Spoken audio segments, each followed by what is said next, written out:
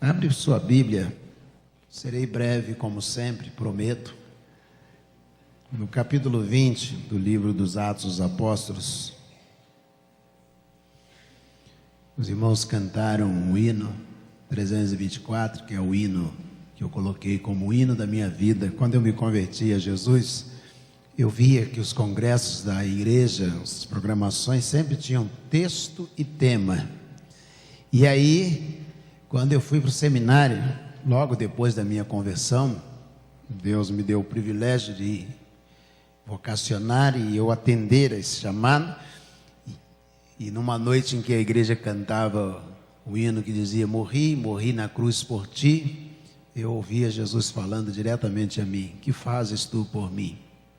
Naquela noite eu disse: eu quero, eu vou, eu estou à disposição.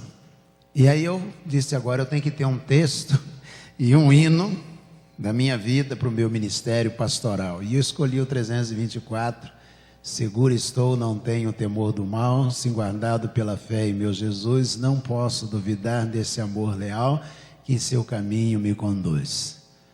E esse passou a ser o hino da minha vida, do meu ministério. Mas também um texto. E eu gostaria de compartilhar com os irmãos 24 de Atos, que é o tema que norteia toda a minha vida. E eu brevemente gostaria de fazer um destaque nele. Diz assim o versículo 24 do capítulo 20: porém nada considero a vida preciosa para mim mesmo, desde que eu complete a minha carreira e o ministério que recebi do Senhor Jesus para testemunhar o Evangelho da graça de Deus. Vou repetir, é muito precioso para mim, é o texto que eu escolhi para servir de orientação para o meu ministério, para a minha vida cristã. Porém, nada considero a vida preciosa para mim mesmo, desde que eu complete a minha carreira e o ministério que recebi do Senhor Jesus para testemunhar o Evangelho da graça de Deus. Senhor, muito obrigado a Deus por este privilégio inigualável de ser vocacionado e poder atender, ó Deus, a vocação ao longo de tantos anos. Obrigado a Deus pela igreja que o Senhor nos deu o privilégio de poder até aqui conduzir. Obrigado pela liderança, pelos teus filhos empenhados, comprometidos, profundamente comprometidos na pregação do Evangelho, no cuidado das outras pessoas, na educação religiosa. Muito obrigado a Deus por tanta coisa boa que eu pude e posso viver aqui nas mãos do Senhor. Venha, Deus, e fala mais uma vez ao nosso coração. Nós oramos em nome de Jesus. Amém. Amém. O apóstolo Paulo, ele fugiu de Jerusalém por causa da pregação, por causa da perseguição. Mas onde ele ia, e até o final da vida dele foi assim. Quando Paulo, no final, ele chega por volta do ano 60 a Roma, chega preso. Já havia essa promessa, antes dele ir para Roma, de que isso iria acontecer. Os apóstolos dizem: você vai voltar para Jerusalém, ainda há pouco você fugiu de lá e você vai retornar para lá outra vez, eles vão te prender. E Paulo diz: mas em nada tenho a minha vida por preciosa, a não ser que cumpra com alegria a carreira e o ministério que recebi do Senhor Jesus para pregar o Evangelho da graça de Deus, que é o versículo 24 que nós lemos. E os discípulos instam com ele, porque a gente lê em português e a gente visualiza mais ou menos em português também. A expressão aqui é tou elegen no grego, ou seja, eles repetiam, não diziam uma só vez, eles ficavam repetindo: você vai ser preso, você vai ser preso, você vai para lá, você vai ser preso, você não deve ir, você vai ser preso. E ele diz: mas em nada tenho a minha vida por preciosa, a não ser que cumpra com alegria a carreira e o ministério que recebi das mãos do Senhor Jesus para pregar o Evangelho da graça de Deus. Paulo está dizendo: se eu não fizer isso, a minha vida não tem sentido. não tem significado. Quando Deus me chamou, eu tomei uma decisão de aceitar, aos 20 para 21 anos de idade, a vocação. E eu tinha todo um universo assim, aberto diante de mim, universidade, faculdade de engenharia, estava fazendo, e já tinha delineado mais ou menos o caminho que eu iria seguir. Já trabalhava como professor de matemática e física, e eu já sabia mais ou menos o que eu queria da minha vida. E quando pela primeira vez alguém tocou no assunto de que eu era vocacionado, foi o pastor Walter, e eu disse: não, eu não quero isso para mim. Eu não quero, não tem nada a ver comigo. Eu nunca pensei nisso. Eu sou novo convertido, estou começando a vida cristã, não tem nem um ano, e eu não quero ser pastor. Eu não quero ser missionário. E o pastor disse: então eu vou orar por você. A gente não conversa mais sobre isso, eu vou apenas orar. E eu disse: tá bom. Naqueles dias, irmãos, se descortinava-se mais ou menos o que eu ia perder. Com 20 anos de idade, a gente pensa: o que eu vou perder se eu for pastor? Tudo que eu imaginei, eu vou perder. Eu estava fazendo recentemente um mestrado em Direitos Humanos, na área jurídica, na área de Direito, também sou formado em Direito, e tinha na minha turma 6 juízes, um delegado de polícia, 6 juízes e eu. E um juiz estava conversando com o outro, um de Petrópolis com um de Teresópolis, os dois estavam conversando. Ele falou: rapaz, eu estou de plantão domingo, a cada 2 meses eu tiro um plantão.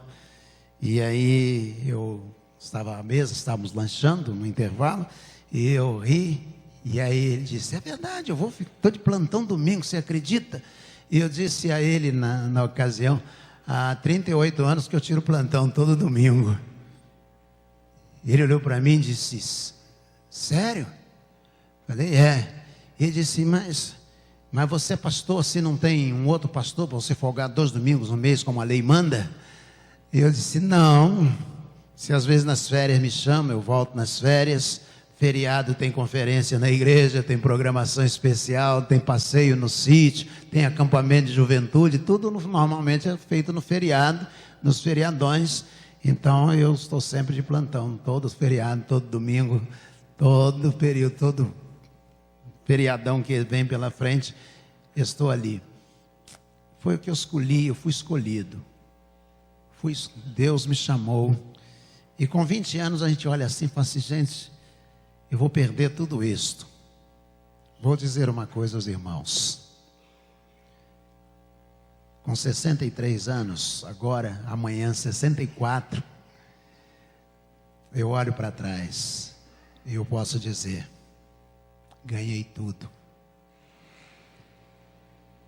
Não há nada na vida de um homem que seja mais magnífico do que saber que cumpriu, tem cumprido, e ainda talvez possa cumprir, mas tem cumprido um chamado de Deus.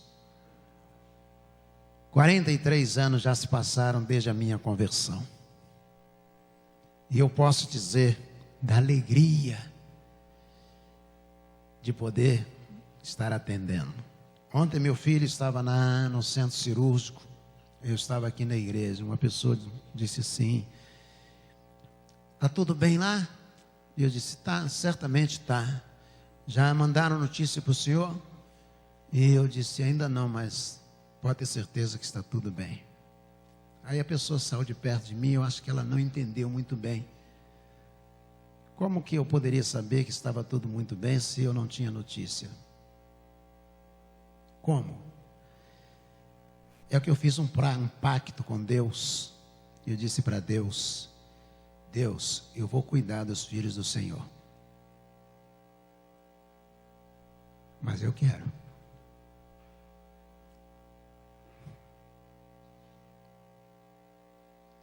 que o Senhor cuide dos meus.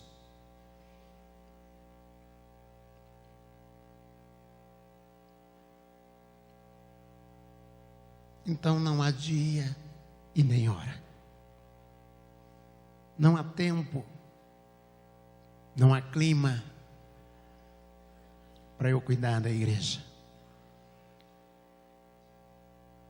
Porque eu disse para Deus: eu vou cuidar dos filhos do Senhor. E eu quero pedir que o Senhor cuide dos meus. Mateus e Gabriel estão nas mãos de Deus, eu não tenho dúvida alguma disto. E eu amo fazer o que faço. Porque sempre Jesus está cuidando de mim. Seguro estou, não tenho temor do mal. Está cuidando da Lecimar. Está cuidando do Mateus e do Gabriel. Não há o que temer. Não me deixará, mas me abrigará ou me ajudará. Do pecado vil me vem livrar. A sua graça não me recusará. Se Jesus é quem me pode sustentar. Deixa eu contar uma ilustração que alguns já conhecem. O ministério não é formal. Ele se realiza por si mesmo, por pessoas. Eu todo dia vou.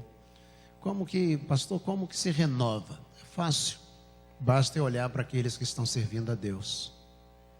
Você imagina, por exemplo, um Edilton, o irmão diácono Edilton. Desses 33 anos que estou aqui, ele vem toda semana, 1 hora, abrir o templo e dirigir um culto de oração. Eu olho para ele. 7h30 da manhã, a irmã Miriam vem para cá, passa uma semana de oração, 7h30 da manhã, com irmãos. Eu olho para ela.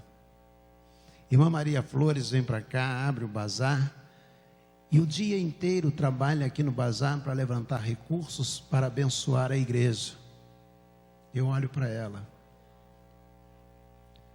Quando alguém vem reclamar de alguma coisa, eu fecho os ouvidos e os olhos e não olho, não guardo, não vai fazer parte da minha história. Servir a Deus é olhar para aqueles que estão servindo a Deus. E a gente se anima, a gente se encoraja porque eles servem a Deus.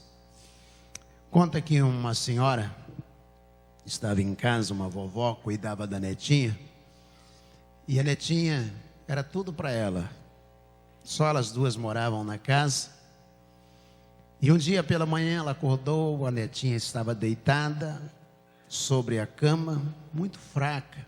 Ela colocou a mão na testa da menina, viu que ela estava com febre e disse à menina: levanta que eu vou te levar lá no vilarejo para um médico ver você.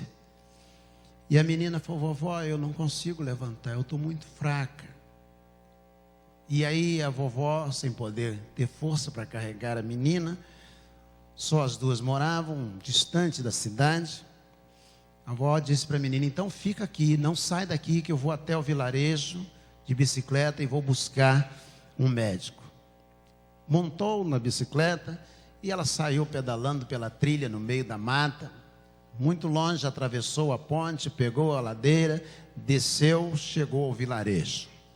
Foi direto ao postinho de saúde que tinha e disse lá no postinho: preciso que um médico possa ir à minha casa. A atendente olhou e disse: vovó, o médico está cheio de gente para atender, ele não pode sair daqui para ir lá. Ela disse: manda uma ambulância. Ele disse: vovó, a ambulância, a única que nós temos, está quebrada. Também não pode ir lá. A vovó saiu meio desolada do posto, sem saber o que ia fazer, viu uma igreja aberta. E ela então entrou, tinha umas senhoras reunidas para oração. Ela se aproximou, sem saber ainda o que ia fazer, sentou-se entre as mulheres e uma delas que estava dirigindo disse: a senhora quer fazer alguma oração? E a vovó, sem se entender muito bem daquele riscado, disse: quero. Então fala com Deus o que está no seu coração.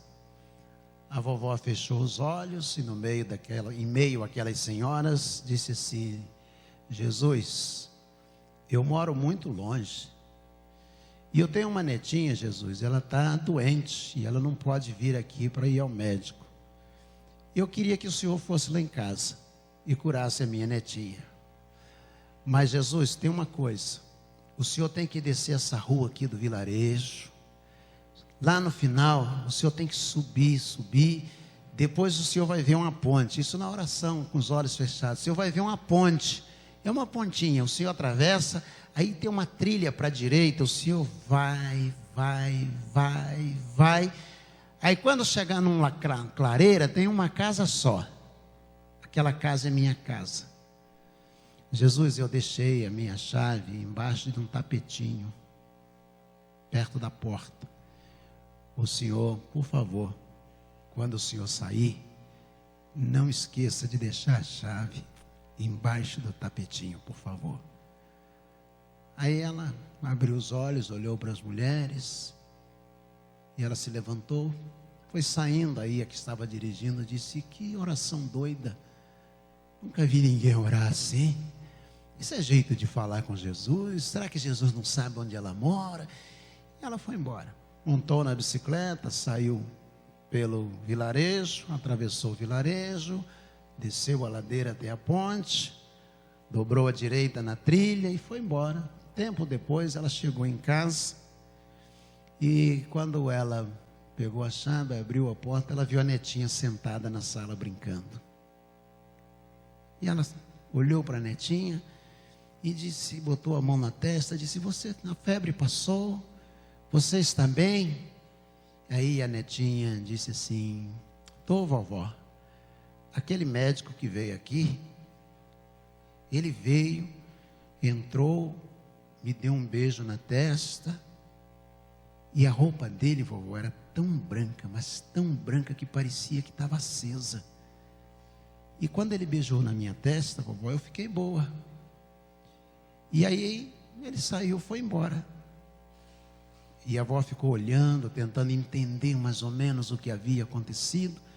Foi saindo na direção da cozinha. Quando ela chegou perto da porta, saída da sala, a netinha falou: vovó. E ela virou-se e disse: o que é? Ele deixou um recado para a senhora. Para mim? É. Ele mandou dizer que ele deixou a chave embaixo do tapetinho lá fora para a senhora. E aí ela entendeu que quem havia estado lá era Jesus. O ministério, irmãos, é uma coisa extraordinária, a vida cristã também. Quando a gente entende que Jesus entra e sai da casa, do trabalho, da escola, da universidade. Jesus entra e sai o tempo todo, se a gente deixar. Amém?